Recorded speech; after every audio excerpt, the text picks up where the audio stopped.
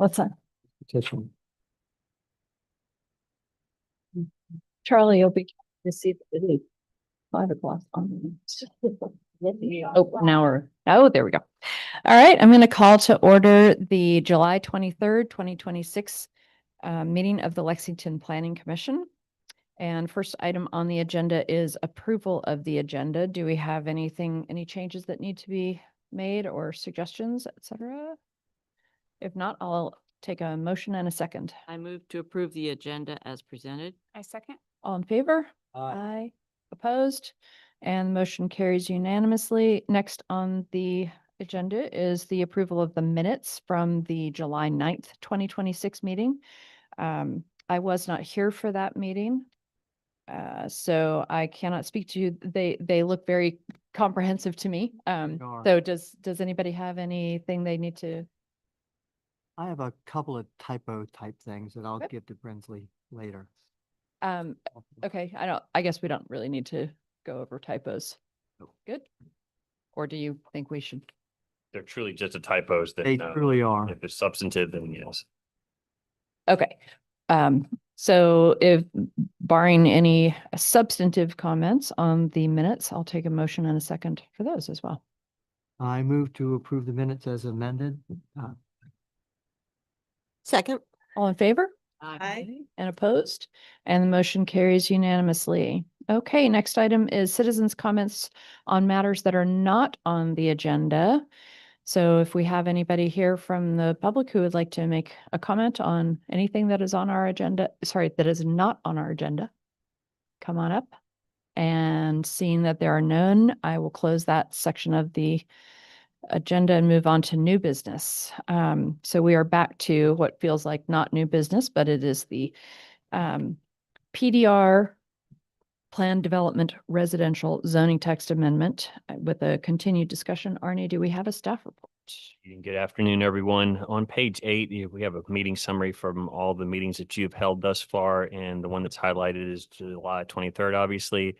And so you're going to continue your revisions to the language for the PDR sections that you haven't gotten to, and we're going to pick up with utilities, services, and easement section. You did have a little bit of homework last time. Remember, if you recall, we were talking about RLC, and whether or not we wanted to bring forward those uses in a permitted use list or in the conditional use list. If I remember correctly, we decided not to include RLC because, again, RLC, we're talking mainly about residential developments, and RLC is that hybrid thing that it gets you halfway into commercial development. And we decided not to include the RLC uses that are permitted in the uses that are permitted for the PDR, and the same for the conditional uses. But he also had a little bit of homework to go back and review the uses in RLC to see whether or not you wanted to change your mind on that particular item. Was there any heartburn after going back through the uses in RLC, either conditional or permitted, where you might want to change that? Did anybody? Okay, thanks. I'm hearing none, so I'm going to move along. Yep. Then that was the main thing there. So to pick up, if you don't mind flipping over to page 10 of your overall packet, utilities, services, and easements. And before I begin there, any other questions? We've basically gone through the intent section, purpose section, applicable areas, permitted uses, generally conditional uses, development standards, and open space. You will, once we finalize this draft, it will then be placed out for public hearing. So you still have another opportunity. This isn't your last opportunity. This is just to set the document up so that we can advertise it and go to public hearings. But I just wonder if you had any other questions before we jumped into the new material. Hearing none, go forward. Utilities, services, and easements. Again, on page 10, and that's just a section that says that residential structures within a PUD shall be connected to city water and sewer. That's a little bit redundant because they have to anyway, but it doesn't hurt to have it here if somebody's coming in from out of town and wants to do a PDR. And sorry, I didn't change all the text. All the PUD should be PDR. And then if you have 2 acres or more, then you have to underground your utilities. Any heartburn with that? All right, moving along to access and circulation. Wait, actually, sorry. I did have one thing. I'm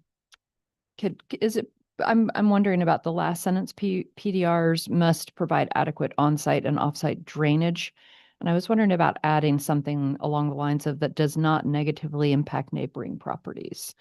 It says on-site and off-site, but I just wonder if it's worth calling that out. I don't know in the sense that they're gonna have to meet the stormwater requirements anyway. So the stormwater requirements and the change in Q, so what's impervious now and you can't change it above a certain percentage. And so I'm not sure if that technical review that happens much later, or if your point may be to bring it out now earlier in the process so that they know that they must provide adequate on-site and off-site drainage and easements for maintenance of utilities and not negatively impact surrounding properties, something to that effect. Sure, neighboring, surrounding, I don't think that that matters. I just know that that's been an issue. Both here and in the community where I served on planning commission before. Mhm. And once it happens, it's really hard to unhappen it. So, Okay, so if I read that sentence and not and not impact negatively surrounding properties. PUDRs must provide adequate on-site and off-site drainage that does not negatively impact neighboring properties. And then you might have to say, as well as easements for maintenance of utilities. Or it might be because the complicated part of the sentence is, you might change that around and say PDRs must provide easements for maintenance of utilities and adequate on-site and off-site drainage that does not negatively impact neighboring properties. Does that make sense? Yeah. Handle that last section. Gotcha. Yep. Any other questions there? Okay, for access and circulation, it talks about may not be utilized for projects on which only existing public streets provide access to residential structures. I cannot speak exactly to why it says that in the first sentence. Mhm. My presumption is if you already have access for all of the lots to public streets, then you can do the standard development that's automatically allowed by right in R1, R2, and RM. So Okay. why would you need the flexibility of the PDR if you have access for all of your parcels to existing public streets? Yeah, That's I was wondering why that presumption. was there. It's a little bit an odd way that it's written, Is but that's again a presumption and not a definite. what if we added, so PDR provisions may not be utilized for projects in which only existing public streets will be used to provide access.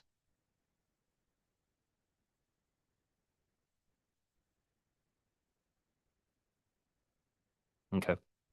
I might clarify it a little bit. In the next sentence, PUD's internal vehicular circulation system may incorporate public or private streets. We certainly have examples of private streets in existing PUDs. 60 West and Weatherburn are two examples where there are private streets.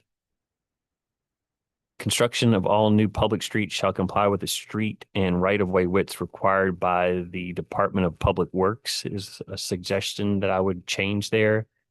I believe they go by VDOT standards, but I would hate if VDOT standards or something changed or then we develop standards of our own, then we got to go back and change this. So I'd rather it just say be required for the standards for Public Works Department instead of the reference there to Department of Transportation. Does the Public Works Department have to go by Dillon rules as well?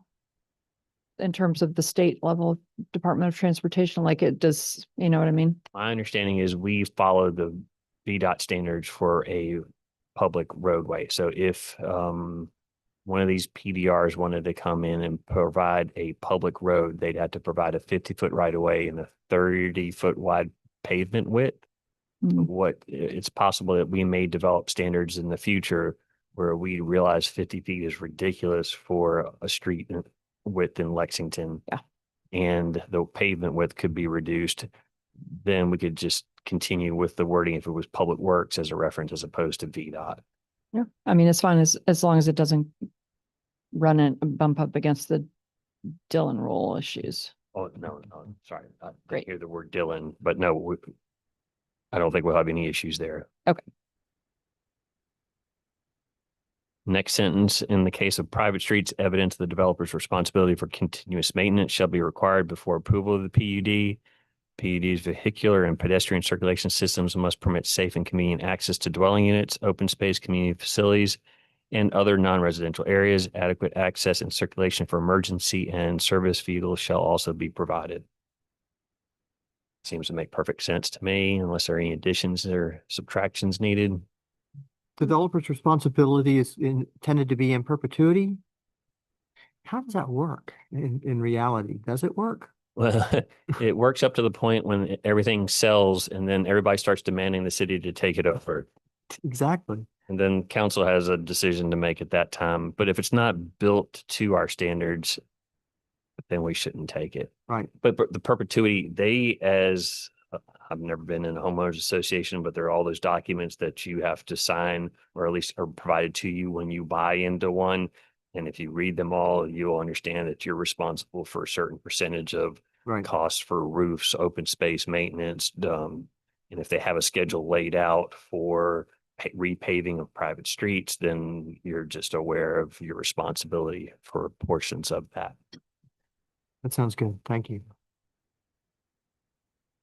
Similar to that question, and the next one's about management common open space and facilities. I'm certainly not going to read all 4 of those into the record or 5 of those, but it's just that idea of if there's going to be common space, somebody's going to have to be responsible for it, and it's not going to be the city. It's going to be this homeowners association.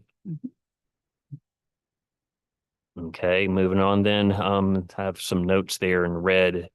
Because we have the PDMU, which is a more recent development, I'm suggesting that you take all of the application and administration portions from PDMU and use that as your basis here for the administration and rezoning application process, just so there's some consistency between the two.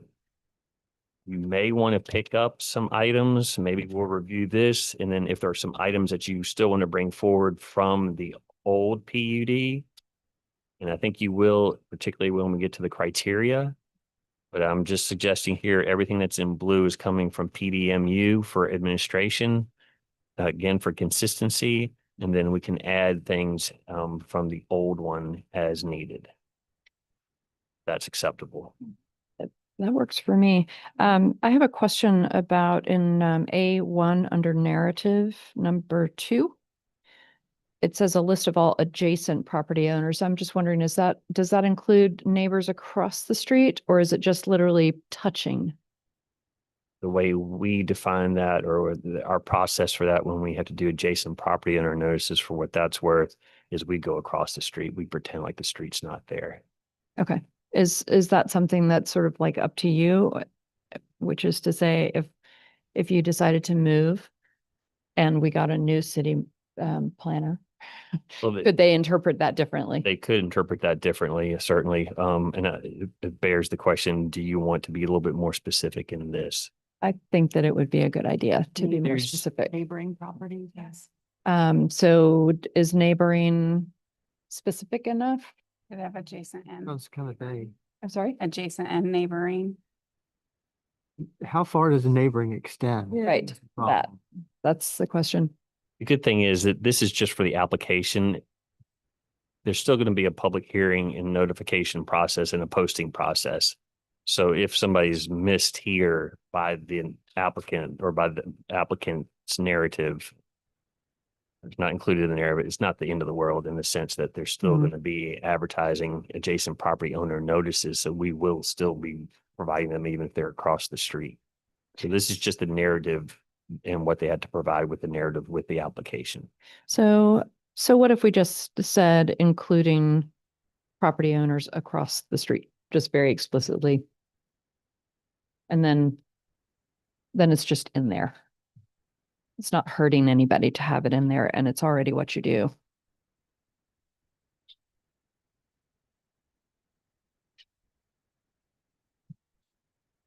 This is asking for them to enumerate who is their neighbor. That's right. Okay.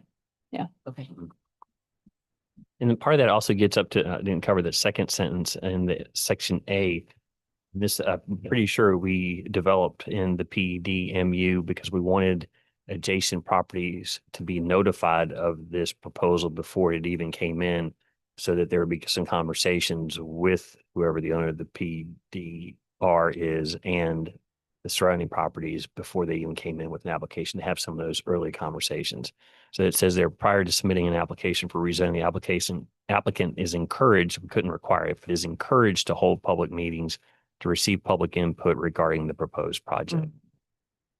So I think the narrative just gets to the point that if they have to know who their adjacent property owners are and Right. be able to potentially contact them. Yep. But any questions about the narrative? What's required? Oh, sorry. First three items that are required are the narrative, existing conditions map, and the PDR master plan. So the first thing that they have to provide is the narrative, where they're telling us exactly what it is that they're proposing to do. You'll also get it on the map, as well as a map of existing conditions.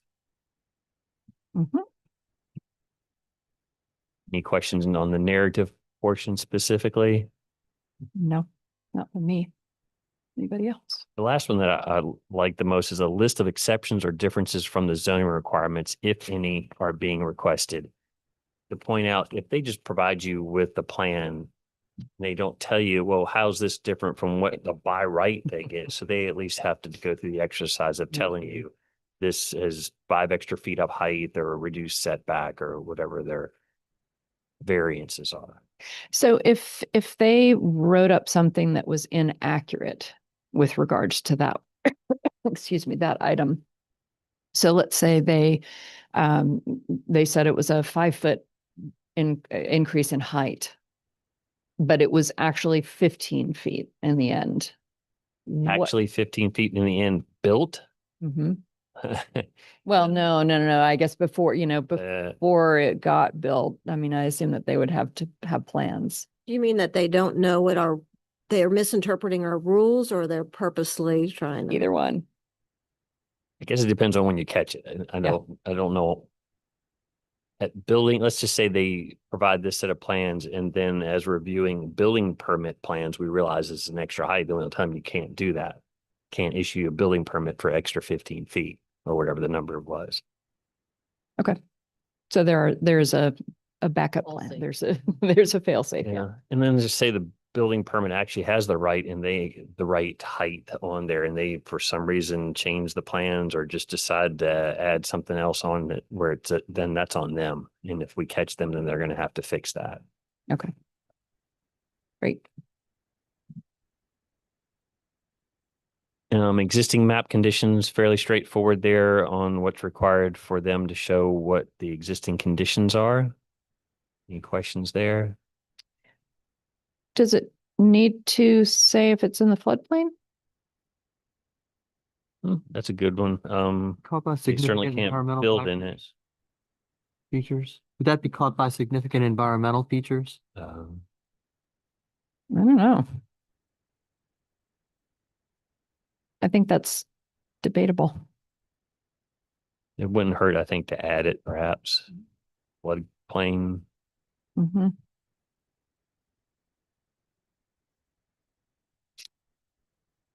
And sometimes, even though we probably won't have this very often, floodplain, you'll see a lot of regulations also have steep slopes or slopes Greater than above a certain percentage. This says greater than 15%. Oh, there it is. Okay. Yeah, first one. Okay, so we'll add floodplain then. There we go. Anything else on that section? Mhm. All right, for the plan itself, should be sufficient clarity, scale, and shall include the following. Of course, a proposed layout, building heights, which we've already spoken about. And number 3, methods of access from existing state maintained roads. Since our roads are not state maintained, we would need to remove that. perhaps just saying from existing roads to proposed areas of the development. Mhm. So taking out state maintained, if that's okay. Yes. General road alignments, sidewalks, anything else on page 12? Actually, how is methods of access from existing roads different from general road alignments? Is that road alignments that are internal to That's the, what I'm thinking that means. so maybe we should say general internal And or just internal road alignments without the word general? okay, so strike general internal road alignments. Mhm. And then the next one, should that be internal sidewalks, bicycle and pedestrian facilities, or is that also methods of access and tying into existing? I could see, for example, if we had well, Spots was not a good example because everybody has a sidewalk, but we would ask them to put a sidewalk in the public portion, Right. not just internal to their development. So then do we want internal alignment of sidewalks, bicycle and pedestrian facilities, and then also methods of access from existing sidewalks, bicycle and pedestrian facilities? Like mimicking number 3 and number 4 for green infrastructure purposes. I think in that case, you're better off with general, just overall, or instead of general, but overall, your alignment of sidewalks, bicycles and pedestrian facility. So we could also say internal and or alignment of sidewalks, bicycle and pedestrian facilities internally and with current or existing. Would that work? Or just take out general. Yeah, just, they all need to be aligned.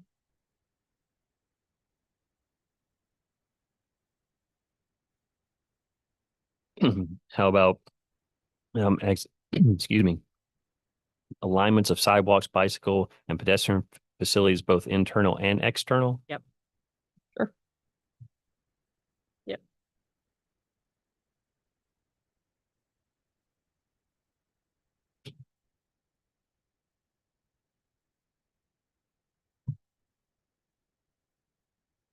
Anything else for the master plan?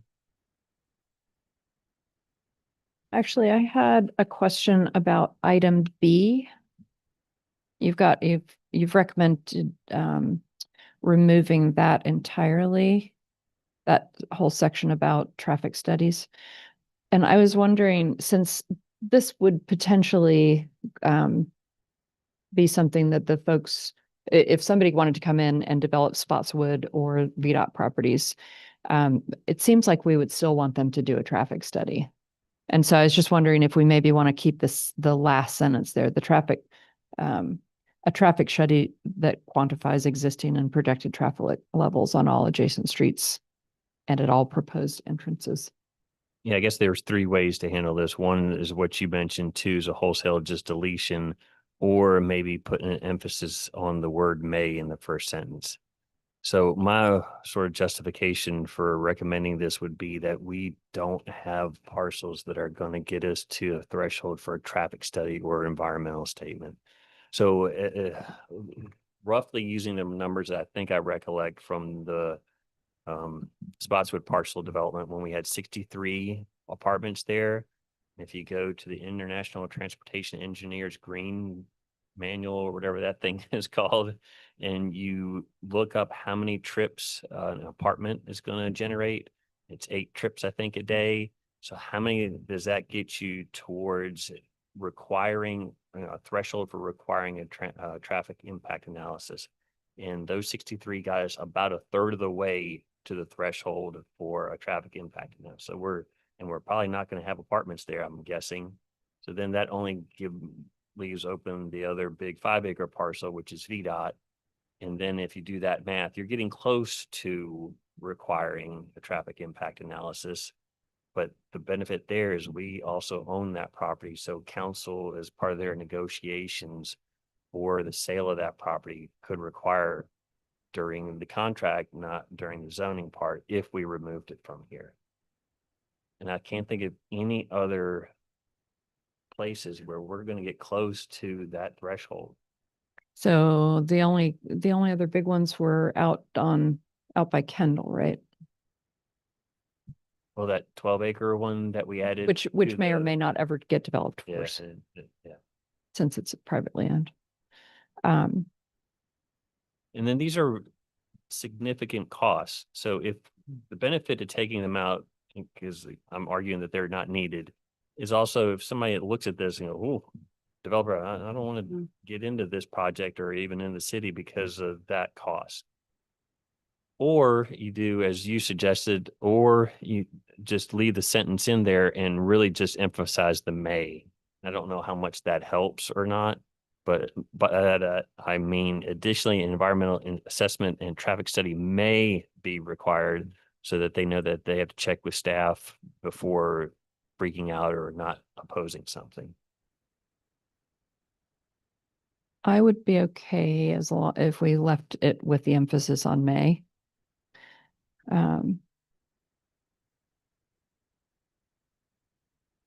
It seems like it's a good, again, fail safe just in case Who- something changes. Whose decision would that be? Staff. May at discretion of staff? Mhm.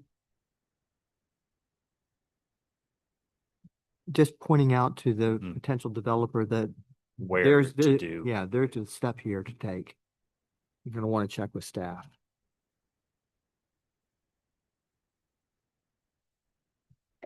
Do you feel better leaving it in if it is up to staff? I mean, so people don't get swept up in some of the discussions we had before where people felt like we need a traffic study and we're nowhere near the threshold.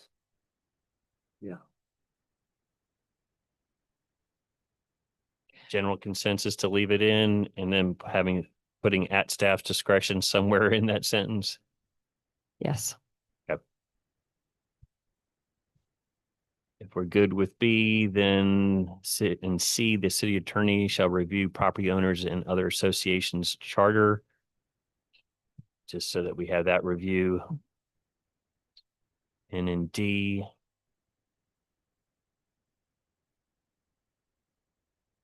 So we're reviewing, so this is where your criteria come into play when you develop those. So when you're reviewing, you're gonna make sure that it meets the goals enumerated in a comprehensive plan.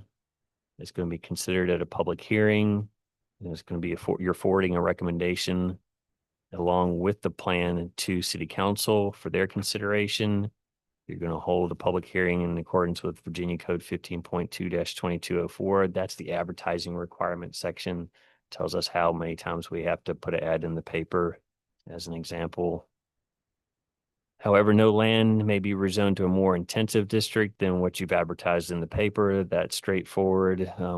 That we already follow for all of our other land use applications. And the last sentence there in D, the plan and narrative approved by city council shall constitute the final PDR master plan for the development, for the planned development residential district. So that is their guiding document. Once that's approved and that plan has the plan, it has existing, pre-existing conditions, a map, and it also has the narrative. So it's the combination of those three things that are the plan that end up being their guiding document, and that is what council has approved. And then in number 1, Planning Commission shall approve the master plan when it finds, after reviewing a report from the zoning administrator and after holding a public hearing thereon, that the development shown on the master plan is in compliance with the requirements of the planned development residential district and other applicable provisions of this chapter. Planning Commission approval requires the following findings be made. So it's your job as a finding of fact. You're to find all of 1 through 9. And then what I would suggest is we'll go through these and then maybe we'll review the ones that are in the old PUD to see if, and I think you're going to want to bring maybe 1 or 2 of those forward just for coverage. And it might also be helpful as we're going through this to keep in mind or quickly review what the intent and purpose section is. Yeah. So I'll just go through and start reading them. So again, you're supposed to find when you're making your recommendation that the proposed development, one, will not be detrimental to public health, safety, and welfare or unduly injurious to property values or improvements in the neighborhood. That's one you've seen before. It is, and I have a question about it. So those are detrimental. How are we defining these things? What is the definition of unduly injurious? Or, The guidance that I have been provided previously is unduly injurious to property values. That is a very high bar. So it has to be incredibly obvious that if you put the sewer treatment plant beside my residential property, that everybody understands pretty straightforwardly that that is going to have a negative impact. But just saying that your horse barn is too close to my front driveway and that, no, there's no real way without getting into assessments or more information that would be unduly injurious. Those aren't great examples, but I'll have to work on my examples. but I appreciate the creativity. So no, I'm just wondering, like, what if somebody came in and said, okay, I'm gonna plop a 3-4 story apartment structure in this neighborhood, and downstairs there's going to be I don't know, a coffee bar, and just what some other things that might be allowed. At what point does it become unduly injurious to your property value, where you bought in a neighborhood where it's supposed to be quiet and not a lot of, whatever? I'm just, One where I think from our use list that we've already sort of agreed to that you're not going to have the coffee bar. You're not going to have something that's going to create excessive amounts of traffic, whatever that means. So you should have, for the most part, only residential developments in this PDR, because I think that's what we've agreed to thus far. So we shouldn't have a situation where we have something truly different in the middle of that. Now, height, let's say I'm in a 2-story house and you are asking to build a 3-story structure beside mine, regardless of the number of units in it. That's not going to be unduly injurious. That's just a little bit taller. So I think somebody would have a hard time claiming that that would be an unduly injurious impact to their property value. So it's a lot of it's just your gut feeling and how you take that statement and how you apply it. So it's It's not not- really a finding of fact, it's a finding of feeling. yeah, It's it's very true. subjective. There are legal terms for findings of fact. This isn't a good example in that our Board of Zoning Appeals, quasi judicial, so it's a good bit different. They have to do a finding of fact. But it's also in state code not exactly laid out how they're supposed to do their finding of fact. But you are supposed to, at least in your mind, clear these check marks off of these items before you recommend approval. And you have a lot of latitude. And the other point I may make here is that is a very high level sort of statement. How do you apply that for any particular development proposal that comes before you is really up to you without a whole lot of guidance, admittedly. But remember when we said we wanted to make sure we wrote conditions or criteria that allowed something to be flexible, but also allowed you the ability to say no at the appropriate time. Right. So I think that's where we need to take into account, yes, we still have to have some of these very high level criteria. We also might want to drill down a little bit. And I think some of those drill down criteria are actually in the old PD, which you may want to bring forward. Okay. Thank you. Number 2, also sort of high level, enhances Mhm. Lexington's community sense of place and character and is a better design than can be produced through traditional zoning districts. Right. And again, what does that mean? Better design.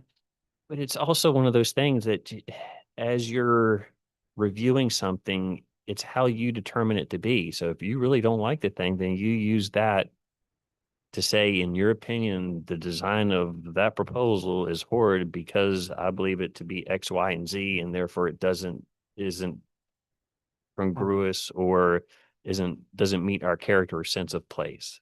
So a subjective reason then is an acceptable one. Yeah, because that, I mean, that's why we're allowing them the variances. We Right. want to know. Right. It's got to be better than. That is the trade-off. Okay. Number 3 incorporates high-quality architectural design, as you deem it, Mhm. and provides gradual transitions to surrounding land uses using design features such as setbacks, height, step downs, and landscaping. So a little bit more specific than what we've done thus far. Mhm. A good one. Number 4 improves sidewalk and pedestrian access and adds green infrastructure as appropriate. Could that be, instead of as appropriate, could that be something like consistent with the pedestrian plan or, it just as appropriate sounds also a little bit. Adds green infrastructure of, do we make a reference back to the green infrastructure chapter or the comp plan, or I'm not sure. I don't think any of it has enough specificity to really.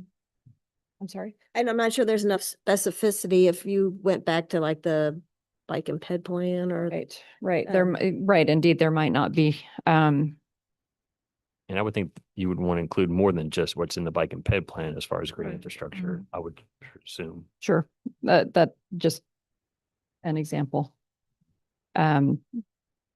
So improve sidewalk and pedestrian access to what? Access to this, not clear what that Yeah, access. generally improve sidewalk and pedestrian access. But I still don't think that that gets to perhaps what you're trying to be more specific about on the green infrastructure side. How about instead of improves, provides sidewalk and pedestrian access? Okay. And then just don't even need as appropriate, just Right. provide sidewalk and pedestrian access. Are we still doing and adds green infrastructure? I think that could be added with as appropriate. Thought we weren't gonna add as appropriate. Well, they're separate, right? Provides sidewalk and pedestrian access and adds green infrastructure as appropriate. Although I'm not sure that we need that. So what would y'all prefer, to get rid of the green infrastructure portion of that, or maybe make that a separate statement? Is this where bicycle stuff would get incorporated? Yes, is that right? Or, I mean, Green so infrastructure? what would be the difference between the sidewalk and pedestrian access and green infrastructure? Would there be something, what are we not covering? Can't remember all the things in the green infrastructure chapter off from the top of my head, but there were other pathways that may not have been a sidewalk specifically. As an example, access to Woods Creek Trail is not a sidewalk, Right. but I'm grasping, I don't have my comp plan in front of me. Well, so then maybe it's just separate them and then say add green infrastructure as appropriate. Okay. So we'll separate those. Or, I think change just maybe do provides and leave it as is. I feel like we parsed this so much last go around. So then Good are you, idea. are you suggesting provides sidewalk and green and pedestrian access as well as green infrastructure, period? And adds. I would just leave the rest and adds green infrastructure as appropriate. Leave it vague and they can tell us what they're doing in their plan. That's fine with me. okay, so we'll just change the first from improves to provides. Yep. All right, number 5. Provides adequate parking to avoid impact on adjacent areas. And then if nothing there, I'm gonna make a recommendation that you perhaps delete 6. If we remember that these standards came from PDMU. PDMU was only in your C2 zoning districts. Those are along East Nelson Street from Kroger out to Sheets and South Main from the Firehouse out to the Econo Lodge. So number 6 says screens parking from off-site views using plants and at gateways and at gateways incorporate special signage, public art and or landscaping to create a sense of arrival into the city. We're not really doing that. We Right. already have parking standards and we have landscaping standards. We're for the most part doing a residential type development next to existing residential development. So I think this is a little bit excessive. Mhm. Don't know if it needs to be pared down any at all, but my recommendation would be to delete 6. Seems like if we were gonna pare it down, we would just have the first phrase, screens parking from off-site views using plants. That's also a big ask Uh, from It is. residential to residential. Right. Right, It makes a sense from residential to commercial. Yeah. But perhaps Agreed. not when we're just dealing with residential developments in PDR. right. And this would be great for the entrance corridor when we get to that. Nothing else. I'm gonna flip over to page 14 of your packet. 7 does not conflict with the policies and principles of the city's adopted comprehensive plan. Maybe that should be like number 1. Indeed. Up. And we might bump that up a little bit if that's okay. 8, demonstrate that adequate public services are or will be available. And then, number 9, last one here, addresses any associated traffic study. Again, a recommendation that that not be included. Right, since most of, it's hardly ever, if ever, going to be used. So strike that altogether. Would be staff's recommendation, yes.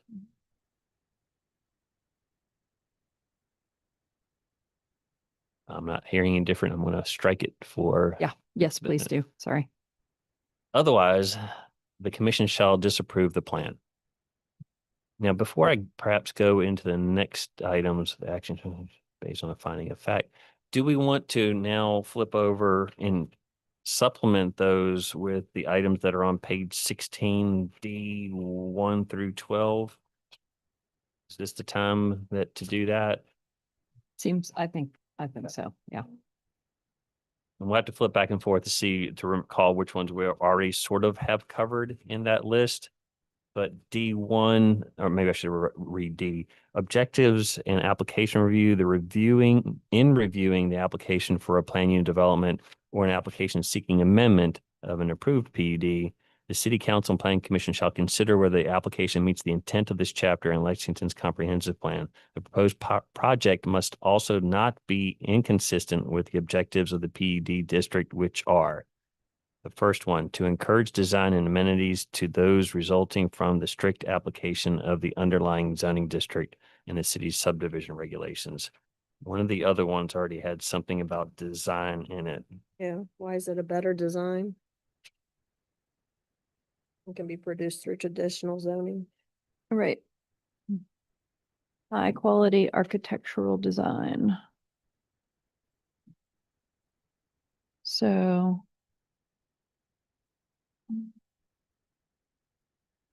Um, So is number 1 needed because we already have parts of that covered? I don't think it is because it also is a little confusing to encourage design and amenities to those resulting. Something's missing. It's not, yeah. It, Yeah, it doesn't, Clear. I think it's Clear. Yeah, I think. we better those than parcels those or resulting. strike? I would just, Yeah, we. I wouldn't use it.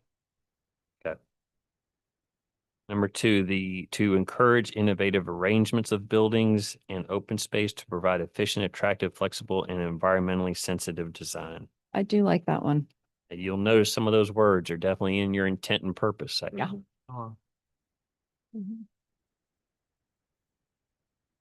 So are you suggesting that we don't need it or? No, the intent and purpose is one thing. I'm just saying that there, Helps so reinforce it. do you want to bring some of that forward and where would you put that? Maybe right after incorporates high quality architectural design.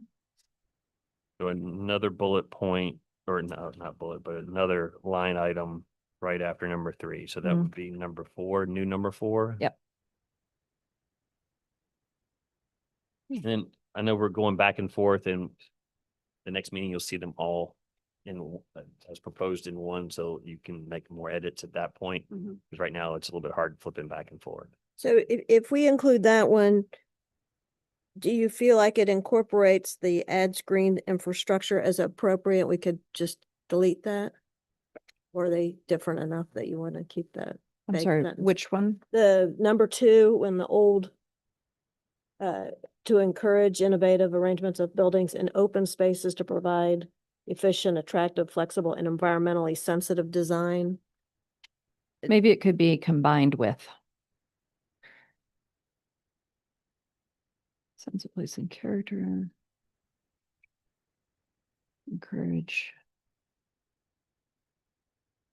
Well, I like that statement. And then we're going to talk about bikes and pedestrian already. Do we still need the reference to green infrastructure, or do we have it captured in both those? I'm fine with leaving the green infrastructure. I'm just thinking kind of covered in both those two. If you didn't like the green infrastructure the way it was written.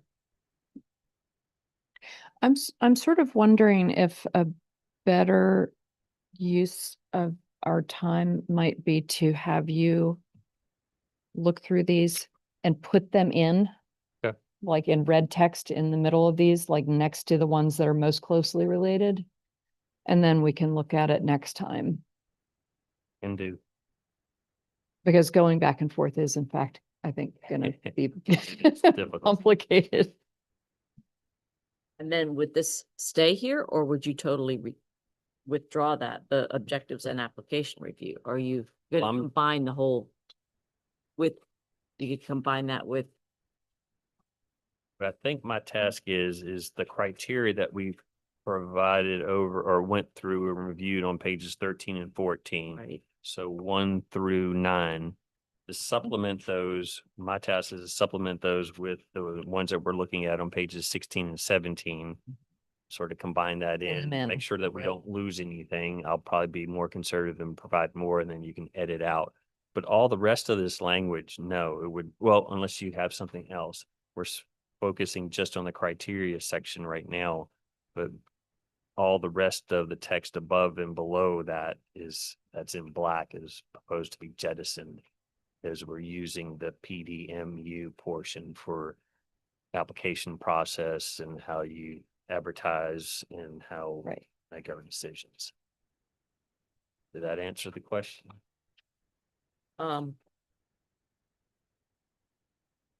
Well, this is under public, no, it's not, it's under administration. So are you just taking it out of administration?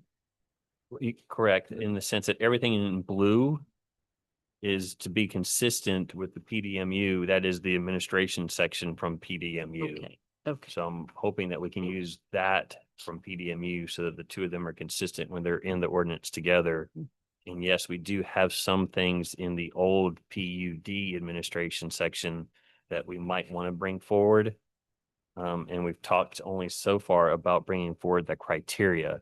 But if there's anything else that you prefer to bring forward, you can certainly do that. Where's the criteria right now? Sorry, I didn't catch that.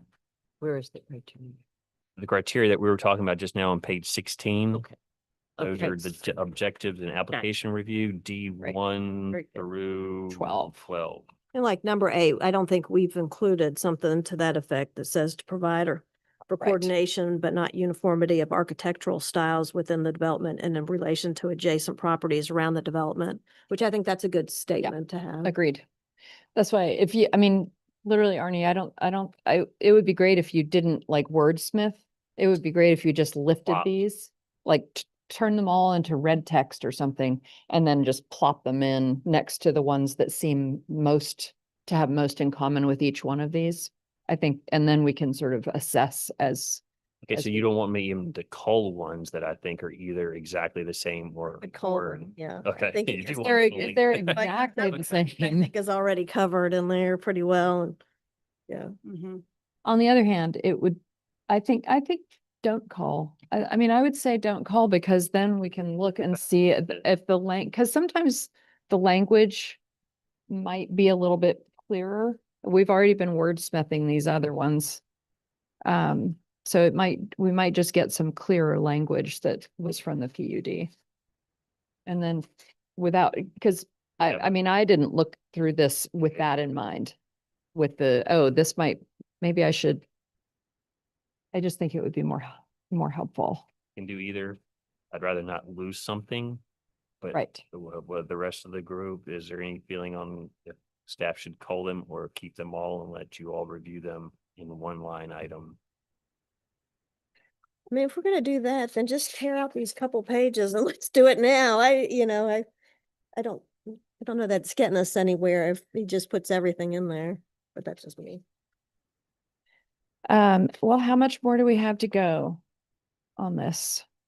Are we just going through the end of page 14? Correct, that is, and then anything that you want to pick up from 15 through that happens to be value to bring forward.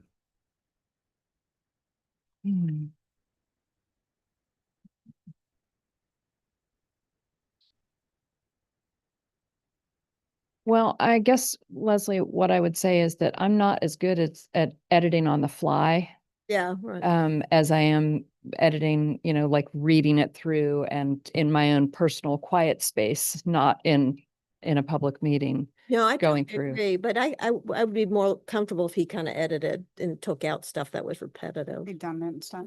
How about I just take like a light edit? Just- If it's truly repetitive, but if it's Right. got any sort of substantive portion to it, then it'll be brought forward Okay, in the way it's written, like in the Great. whole chunk. great. All right, thank you.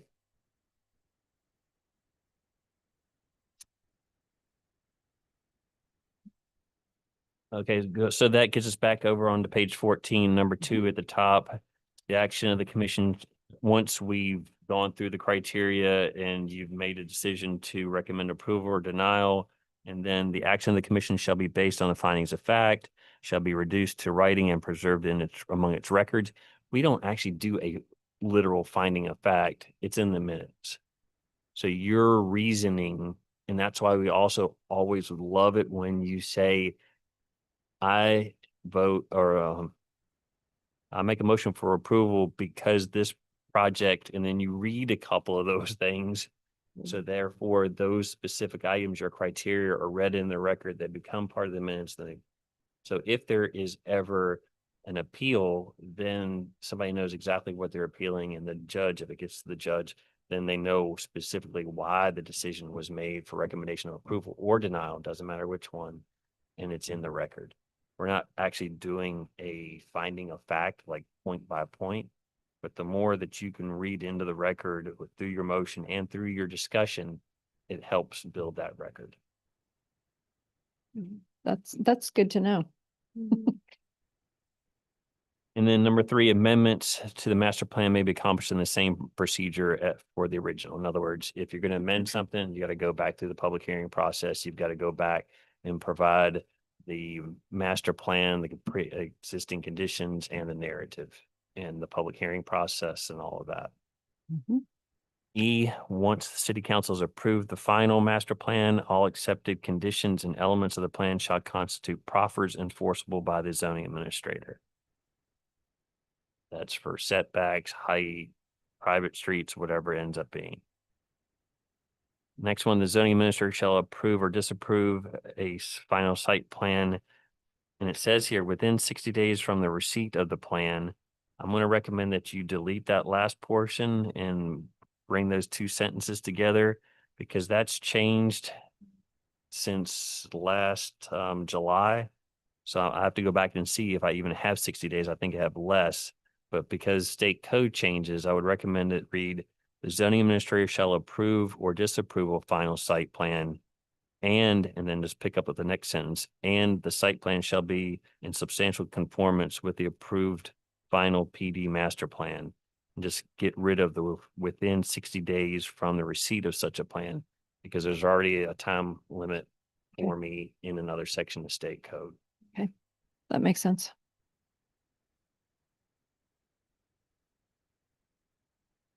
And then G, property owners association stuff.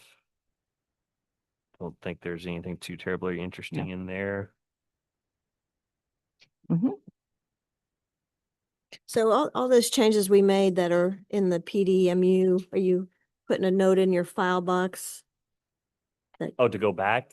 Yeah, someday, no. not anytime soon, but when it comes up again, you got, No, but point taken, we weren't planning on going back necessarily and doing that. Maybe that's a good one when we do an annual update. right, do that's what I other mean, that, things. yeah, whatever you're, Mhm. yeah, right. Then if we don't sort of put notes down now, then we're going to go back and figure out what's actually changed line by line and word by word. Right. But no, so these aren't like substantive in the sense that like burning that we have to go do that immediately, but point taken to Right. make them somewhat consistent, we probably should. At some point. And the last one on the bottom of page 14, amendments to the PDR plan where sections of the zoning center are deemed to be in conflict with the goals of the PDR plan. The rezoning application shall be considered a waiver or modification to these sections if specified in the PDR master plan. What that means is you have your standards in R1, R2, RM. They are bringing something forward that is different. So if you're utilizing the PDR and you're showing additional height or reduced setbacks, and that is specifically shown on the plan and included in the narrative, so it's clear that that setback is reduced, then that's what they get to do. So if they're trying to have additional height, then they have to include it, bless you, either in the narrative, and it has to be obvious, I guess is the point. Okay. Otherwise, the applicant must provide a clear explanation as to why certain regulations are in conflict with the PDR master plan, demonstrate that the public's health, safety, and welfare are not compromised, and request the specific waivers or modifications to be considered by the city after a public hearing. So either it's clear that, but if it's not, and they want those things, then they got to go back through the process again. Okay. So they provided you something, and if they're asking for more, then they've got to go back through the process if they're changing anything. Amendments to the master plan may be accomplished in the same procedure as the original application, which is just listed above as well. So if you're going to do an amendment, you're going back through the entire process. It's not an administrative adjustment or variance or amendment to the plan. It's going back through the entire public hearing process. No. Okay. Before we turn that page, up there under, number 2, which is still part of, Sorry, we're still talking page 14. correct, 2, under the, D, under D, the proposed, no, yes. Well, 2D. it is D, B, C, D, yes. Mhm. I think it wouldn't hurt just to clarify that just a wee bit, because you were saying that our finding of fact is the equivalent of us stating certain that they have abided by whatever. So shall be based upon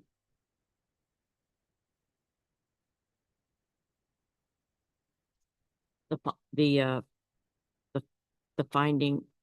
I don't even know how to reword that, but to me, it's not clear at all there, Arnie. I'm Okay. sorry. How about I ask a question of how formal do you want to be with your review? So if you are okay with saying I've recommend approval because this particular proposed plan meets 1, 4, and 8. And then you all have your discussion and your second and you go on. Or do you actually want to have a more formal finding of fact where you are going through each one of those items and determining whether or not the proposal meets number 1, and you have a discussion, number 2, and you have a discussion, number 3, so that you're checking them off as you go along? Yes, the question, does that make sense? How Well, formal of a yeah. process do you want? We've certainly done that Oh, yeah. before with other developments. When they've been highly detailed, and Yes. these will presumably. They will be. Well, it's going to run the gamut from simple fair. lot split to something certainly more complicated. A lot more complicated. I think that actually makes sense to me. It's easier. to dissect and like have commission discussion about Right. it that way, yeah. And this is potentially something that's a bigger, more complex development than it is, you know. So does that make sense to everybody? To have it be a sort of going down the list? So it abides by these recommendations, something along those lines. How about number 2, if you want to do it that way, the action of the commission shall be based upon a finding of fact of each of the criteria mentioned in subsection 1 above. Mhm, Yes. mhm.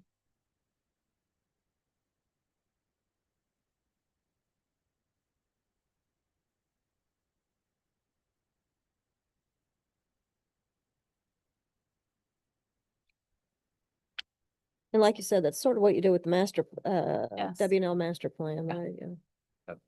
So that way it's a little bit more clear with it, I think is the point. Yeah. of What are you trying to accomplish with that review of the findings of fact, and that we're actually going to go through each of those just to make sure that all of those, and you may find 1 or 2 not just aren't applicable, but they're not meeting them, but it's okay just based on. Right. So you don't have to have a positive finding of fact for each and every one of them. I guess it's just on the balance of it, but you're going to take the review line by line. The criteria in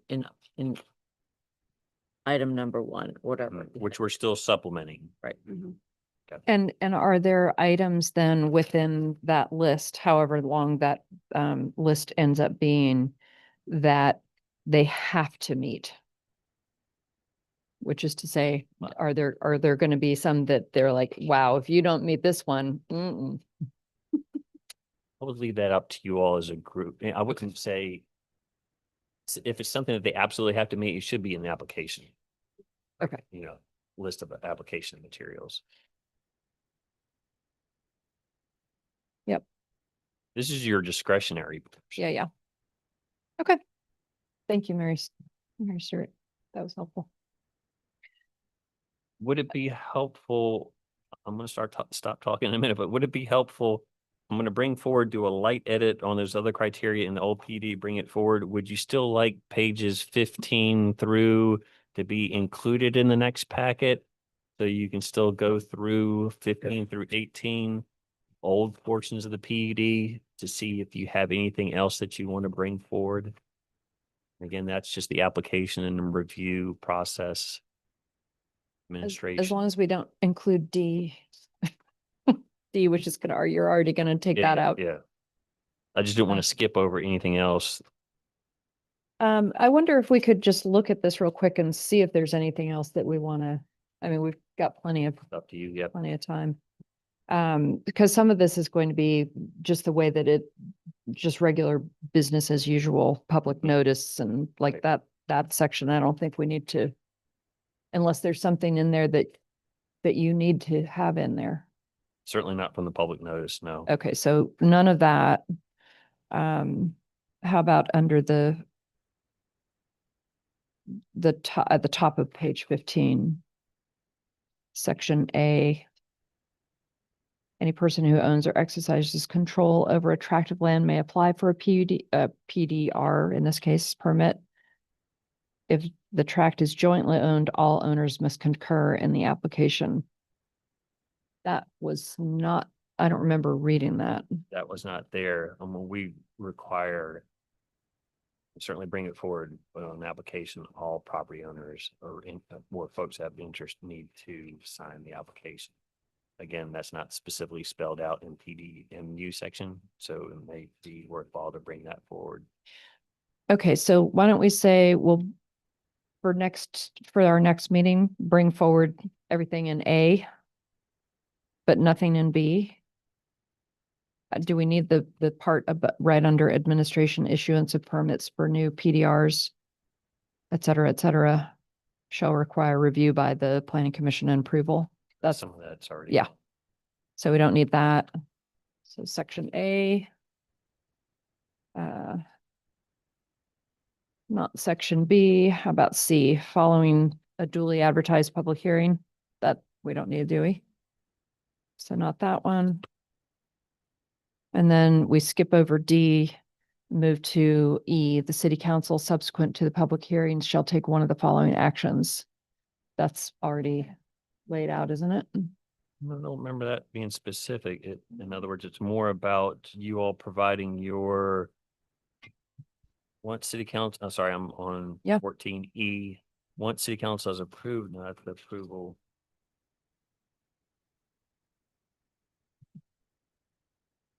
No, it kind of just skips from once the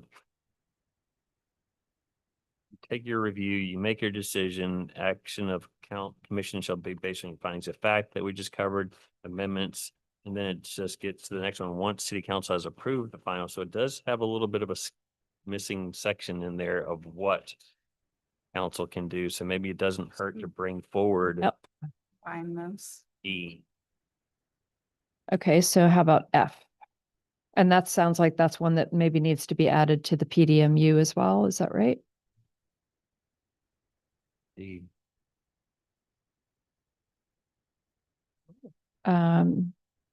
Should city council's approval of the PUD or PDR be conditional?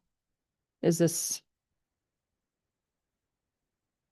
I Is think what they that, mean if something is changed, let's say on the map the right, but map is, said. do we already have that covered though? I don't think so. Okay, so why don't we move that as well? Building permits shall be issued. Not needed.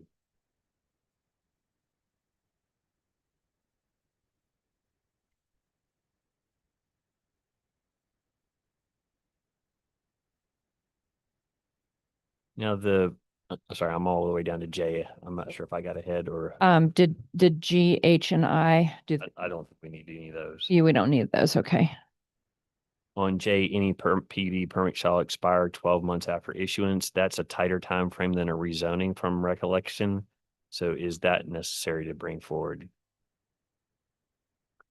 I'm not, 12 months is for a big project, that's pretty short.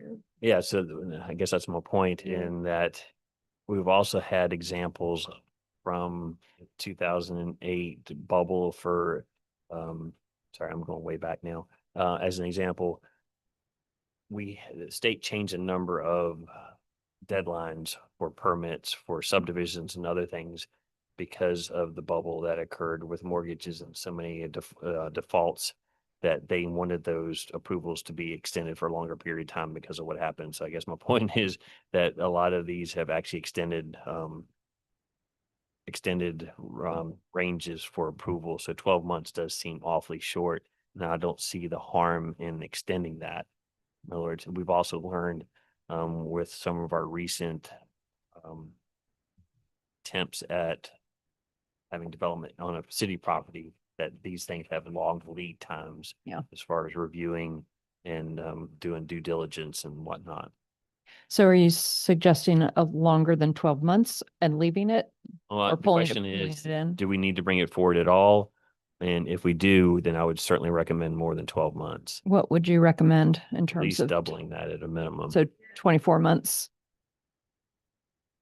If we did not have any timeline, Probably be defaulting to what the timeline is for rezonings, because this is a rezoning. We're going from one district to another. And I have to go back and look, but I think that's for 2 years. No, rezonings are automatic, are consistent. They stay. There's no repeal on a rezoning. But this is also a little bit different in Yeah. that a rezoning is just generic to that zoning district with those uses, conditional and permitted. But this is a very specific approval. right? So it may be beneficial to have it for a period of time, but I still think 12 months is too short. Yeah, 24. So 24 then, does that sound? Okay, so we'll move this one forward. Does that also need to be in the PDMU? Okay. Which I assume you're making note of now. We'll Right. Okay, and then K, That's already in. that's already in there, so we don't need that. Okay, and then you've provided also this establishment of districts. Is this, That's something that you caught and I'm jumping to a completely different section of the code right now. Okay. And to explain a little bit, in the first couple of pages of the zoning ordinance, we have an establishment of district. So I'm all the way up in the first part on page, on page 5 of the zoning ordinance, where we were talking about the historic districts we're actually in the applicability, severability, and establishment of district section. So here we get a review or a summary of what's in the R1 district, what's in the R2 district, Mhm. what's in the planned development district, or what's in PUD.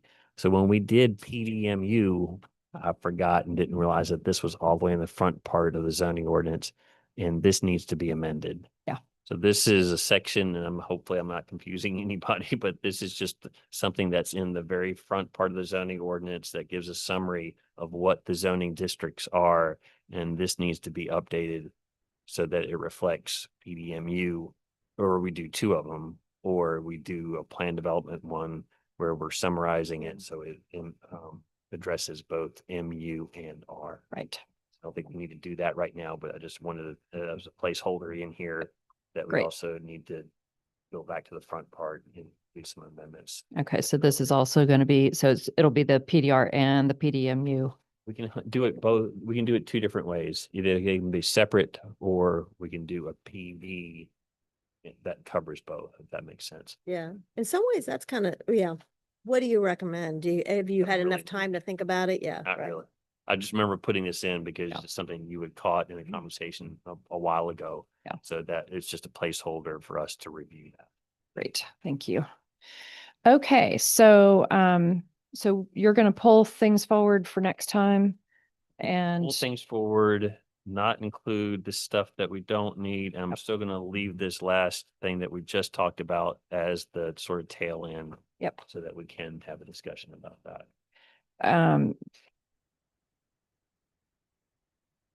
And so this could be for both PDMU and PDR. Is that, You can do it either way. I don't think we'll have to figure out which is the best way. Yeah. But I don't think it either or. I'm not sure there's going to be much of a benefit one way right or there? the other. Right. I'm not sure whether they're going to have the same set of benefits or description. So, okay. Well, thank you for that staff report.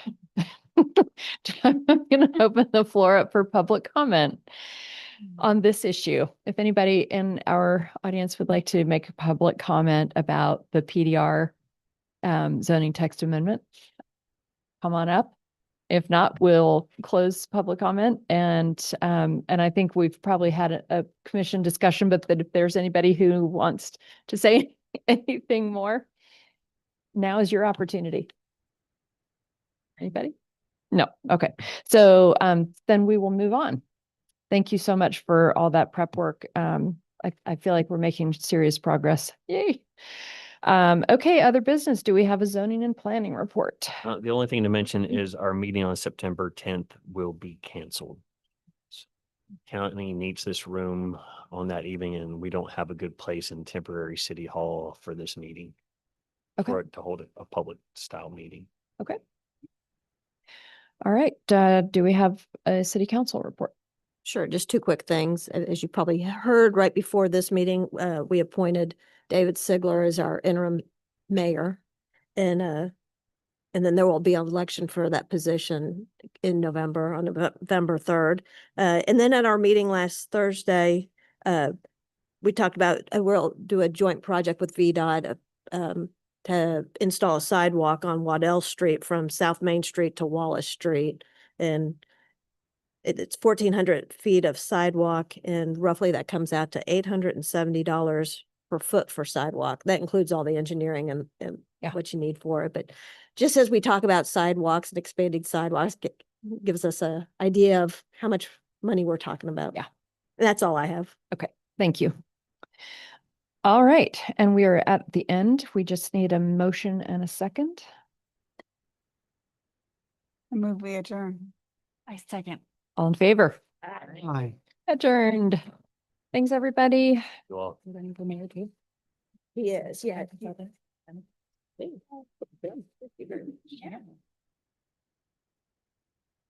It's gonna be a dumb question and I probably should